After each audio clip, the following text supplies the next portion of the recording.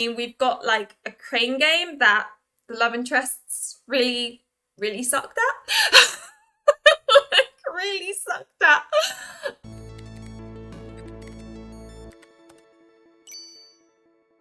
Hello everyone, it's Luli, and today I'm going to be talking to you about Love and Deepspace. Now, this is a mobile game, and basically I was part of the closed beta test and intensively played it for about a week. So now I can share with you my thoughts and little bits of the game that you may not know about and what I felt about it. And you can pre-register for this game now, and I believe it's coming out on the 18th. And I think you do get like stuff if you pre-register, so I would, if you watch this video and want to give it a go. But before I start, I would like to thank all of those who have subscribed to me on Twitch, on YouTube, and given me tips. It's so sweet of you, especially at the moment when I'm taking a break and all of this. I'd like to also thank my server boosters and just everyone who has been supportive throughout the time I've been making videos and streams.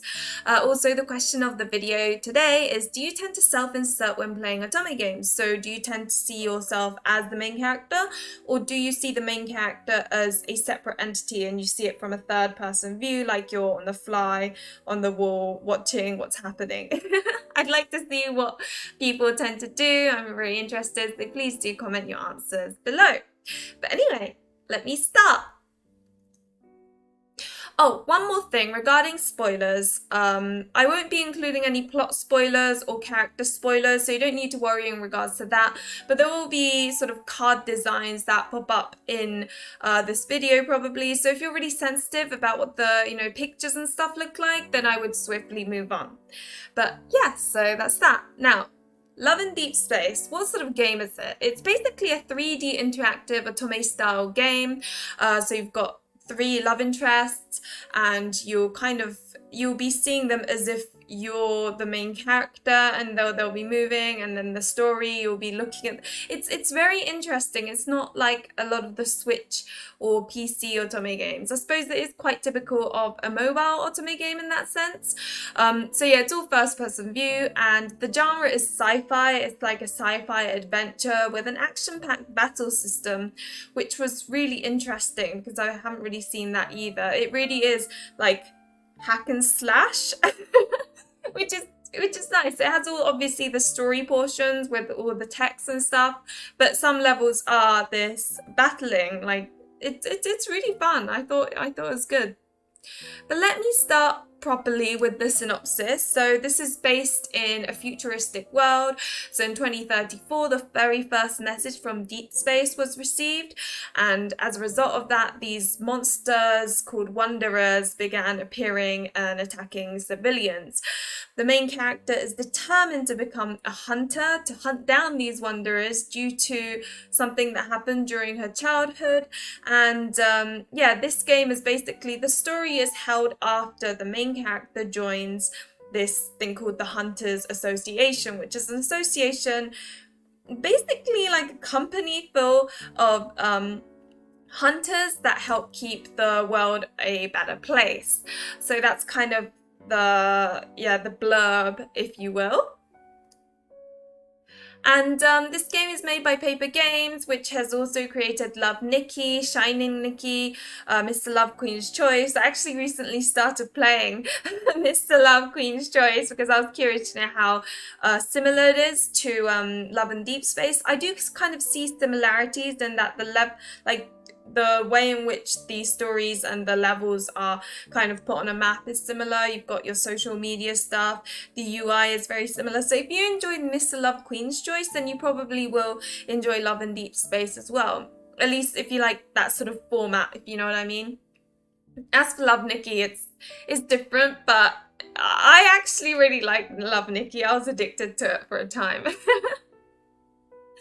Now, features, if I were to kind of briefly list them out, it is that customization of a character. You can literally, like, your character can look all sorts of things, whether it be skin color, eye color, weird eyebrows, or good eyebrows. I don't know. I'm thinking you can make them look as much like you as possible. The storyline was quite intriguing. I think at the beginning I wasn't really like that into it, but later down the lines things happened. I was like, oh my god. So definitely give it a chance and play it a little bit. There's voice acting for all the love interests. At the moment, if you're playing in English, it's only English voice acting. I must admit I would like voice acting in Japanese because I tend to prefer that. But nevertheless, it's nice to have voice acting, you know? There are these social media interactions as well as mini games, and then as well as the main stories, you've got side stories for each of the love interests. So this is kind of like an otome style. So the main story is just the plot, but then you get side stories that are dedicated to each of the characters. So you do get romance and those type of otome things in each of like the side stories, which is really fun too. And one more thing, if you're a fan of drama CD like audio, then you'll be delighted because this game actually has a bunch of that stuff as well.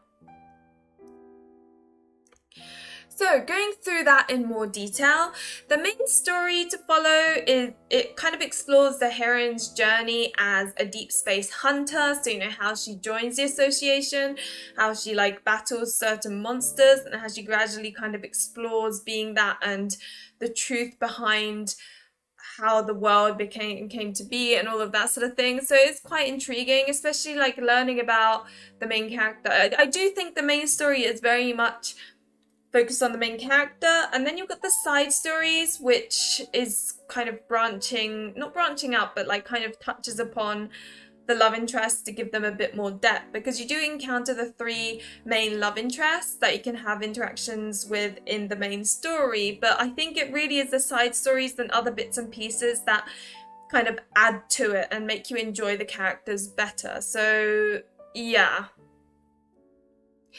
So let me go through like the heroine and like the characters, since we just, you know, talked about it. So this is the heroine that I think I made this one, or was I can't remember, but this is the one I kind of was editing. I tried to make it look like me, but it's actually quite difficult, you know, because you can literally change the chin, the nose, insane. In fact, I don't know whether I liked it looking like me, to be honest. I don't know. It was a bit, I don't know. Maybe I should have made her look different to me, but it is nice that you can like change it completely, you know, that's always exciting. You can even try and change the voice, by the way. But yeah, everything is first person perspective, and yet the main character has a relatively like distinctive personality, and she's not like, you know, a blank sheet type of like, she actually has a personality rather than, because the thing is, I really struggle with games where the main character is a bit, like, dull, because I'm kind of I don't know, I'm not a self-inserter, so I play as if I'm a fly on the wall watching the drama unfold. So I prefer it when the main character has a personality. So I kind of like that this is first-person perspective, and you can probably self-insert and play it, but also if you're like me, you do have that personality that is good, like, but not too strong.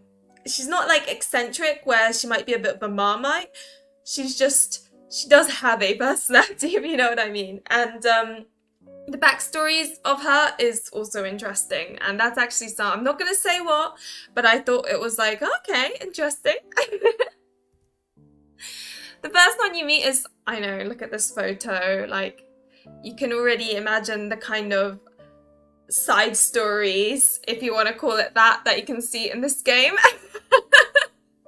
So Xavier is the very first one you meet, and he kind of like appears out of nowhere when the main character's on a mission. He definitely gives off the poster boy hero vibe, so he's not like my type, but I think he was quite fun in that he's extremely mysterious, so you don't really know much about him, so you're kind of always thinking, but who is he, like, where did he come from, like that sort of thing.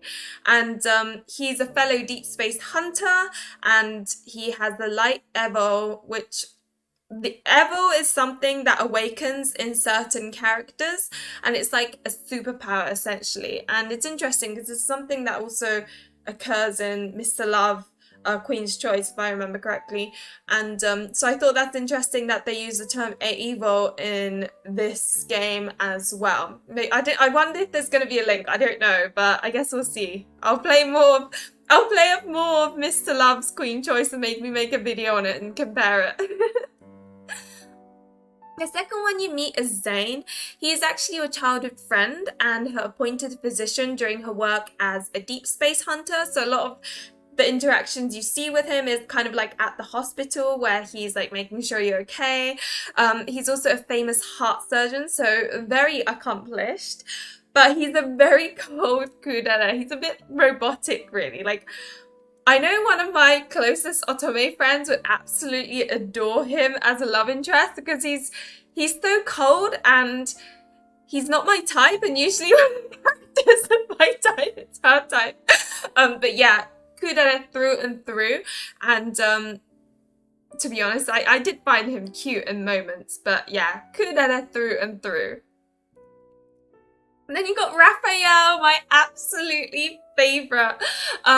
He's the third and last one you meet, and you kind of bump into him in the streets, and then he turns out to be this famous artist. But he's he's an oddball. He's quirky and says and does some eccentric things. He kind of reminds me, the eccentricness kind of reminds me a little bit of Kay from Color Malice, where you're kind of like,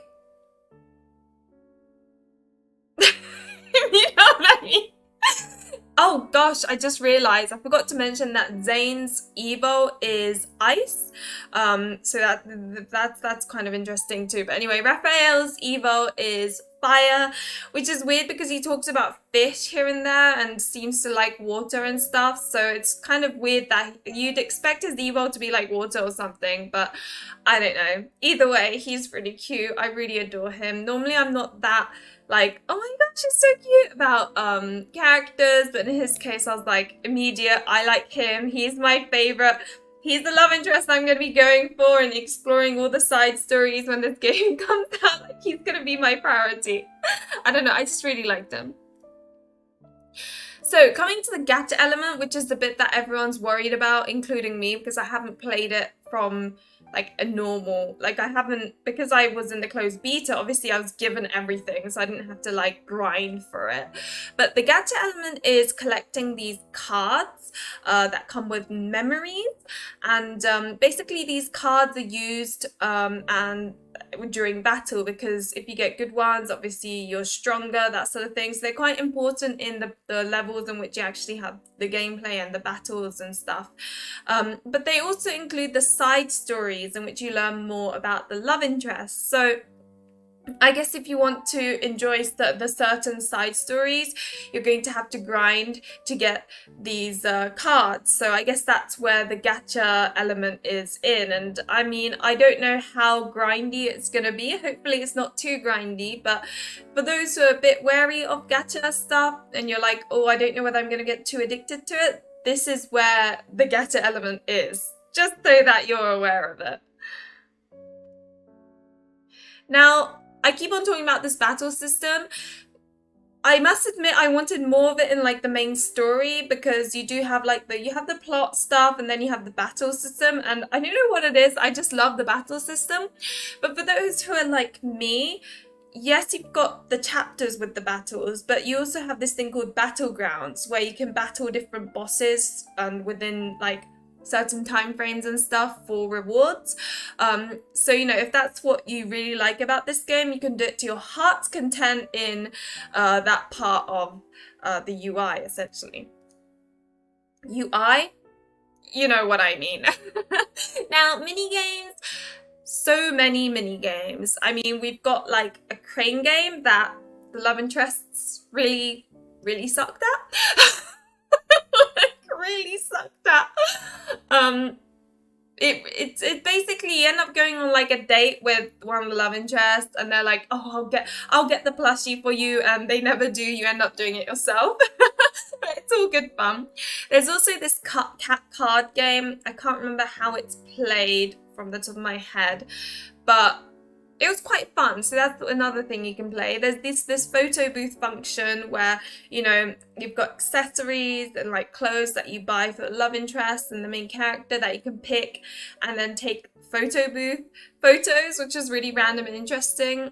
And then there's desk customization where if you accomplish certain things, you get given like desk accessories, and then you would place those in different parts of the desk. And obviously some are more like Zayne themed or Xavier themed or Rafayel themed, and I think if you put ones of different characters on, it increases the intimacy with them, which obviously results in more like stories and experiences with them, which is pretty cool. There was, as part of like the mini gamey stuff, there was also social media. You kind of, it's weird because you can sometimes receive calls, which if you answer, I think, I can't remember if sometimes it was actually like the 3D interface where it feels like you're calling them and it's really weird. Sometimes it's just a picture, but like if you sort of receive the text and reply or receive the calls, then it increases intimacy as well. The text sometimes it's quite fun. I like the texts more, just like real life, I guess, because it's quite quick to kind of, you know, add your response emoji. It's a little bit of fun. You've also got this Twitter style interactions too, where like the love interests or post a picture or tweet something, if you will, and you can like it or comment on it, and then they reply to your comment. And it's kind of nice. I like it. I really like it. And then the more content is the anecdotes. They're like small stories.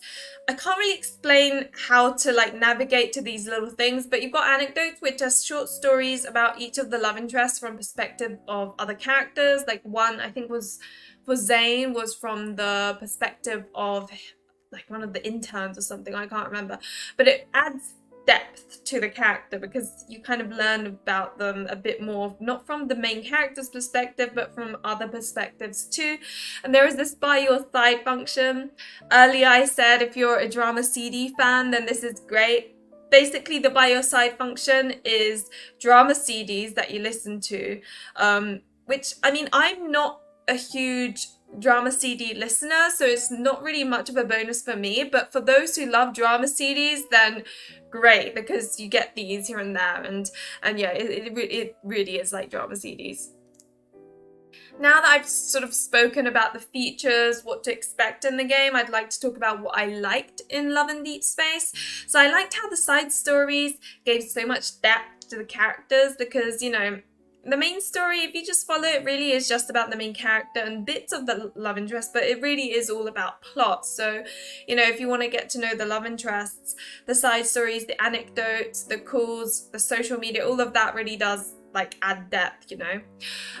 The mini games and constantly having lots to do. I mean, honestly, like when I was on this game, I didn't have to like there was always something to do. I was always like, oh, I've got to do this, and then once I've done that, oh, I've got to do that, I will do this. Like it was constantly doing something, whether it be social media, whether it's picking up calls, whether it's playing the crane game, whether it's playing the cat game, whether it's doing the main story. Like sometimes all the side stuff, there was so much going on that I'd be like, oh shoot, yeah, I need to do the main story. It's just constant. And I guess in some ways that's a good thing, and in others it's like maybe not, because then I'll be stuck playing this for too long. Now, coming back again to the action-packed battle system, I don't know what it was. It was just so addictive. I just love like lots of hack and slash. I don't know what it is. I've always liked hack and slash battles. So also note that, so one of my other friends said, oh, what if I'm terrible at games, so would it be okay? I believe you're fine. I think there is like an auto battle function where as long as you have enough of something, it will allow you to just press that and it does it for you and you don't need to touch it. I mean, I'm not 100% sure, but I think I remember seeing that. I just didn't use it because I enjoyed it too much. But that's definitely something to consider if you are kind of like not so confident in the battling. Yeah, I do think there was a button you could press because, you know, otome style games tend to be quite considerate of those who don't tend to play normal games. After all, I do see otome games as kind of not quite books, obviously, they're different, but like it always feels like reading manga rather than playing games, you know?